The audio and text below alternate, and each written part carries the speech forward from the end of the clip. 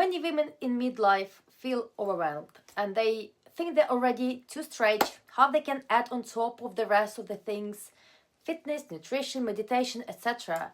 And those days everyone is so busy nowadays that some women seems to succeed but some women never even start. So it's not because they aren't organized enough, not disciplined enough, or not good at managing life. It's usually because there is no structure helping them.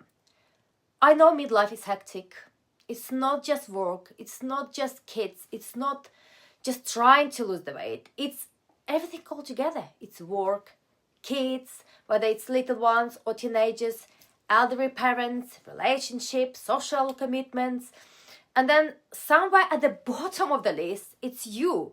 And then you're wondering why you're so exhausted and you cannot even stick to your workouts. And I see it all the time with my clients. That day looks like this: answering their emails while cooking dinner, scrolling while they're resting, half listening to their children while mentally running through the tomorrow's to-do list, going to bed and still scrolling, but they're tired, they're wired. Everything blends in together, and then everything blends together, your brain just never switches off. So for brain, there's no separation between these roles. You're always on, you're never off.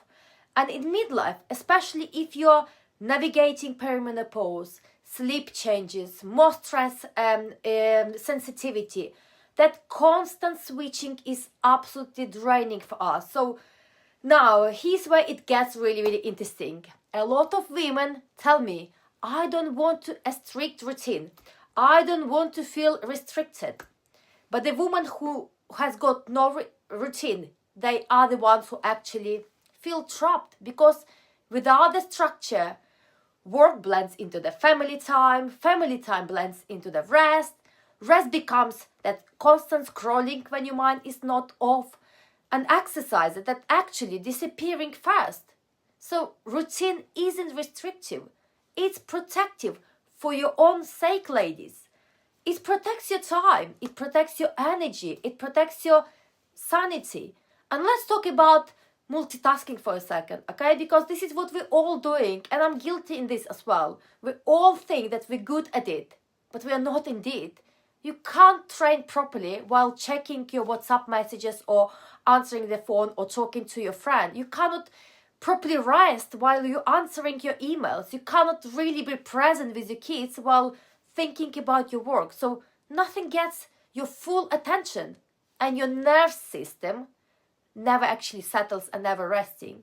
So when you focus on the one thing at a time, it's actually less exhausting for you. Work when you work, train when you train, and put all of your mind in there. Rest when you actually have got the time to rest. And it sounds really simple, but it changes everything. Now, I know some of you are thinking, that's really, really nice, you're talking all of this, Anna, but my life is so unpredictable. And I get it, okay? So things like somebody works, shift works.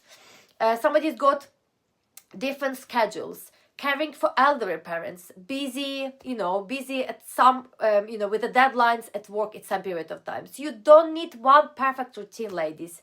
You just need to have that rhythm. Maybe you have a school day version, okay? Maybe you have work from home version separately. You can have a weekend version and the rest day version.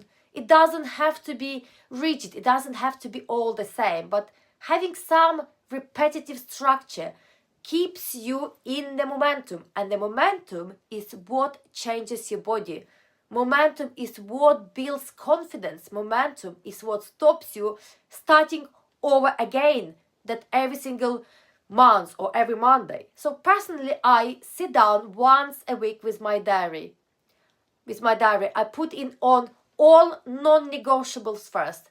Training, work blocks, family commitments, my work. Then I look at the food prep, walks, downtime, something to look forward to as well. So if it's not in the calendar, it usually doesn't actually happen to me. And here's something really, really important. Burnout in midlife doesn't come from doing too much.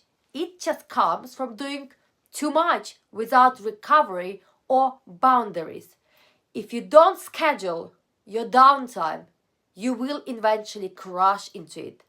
And then when burnout hits, especially in midlife, structure disappears, consistency disappears, motivation, what happens? Of course, disappears. And then you are back to square one.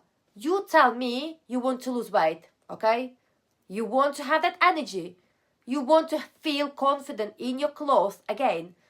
That just doesn't happen randomly. Strength training needs space and a time. Protein needs planning and cooking. Steps need intention. Sleep needs boundaries. So routine is what makes consistency possible.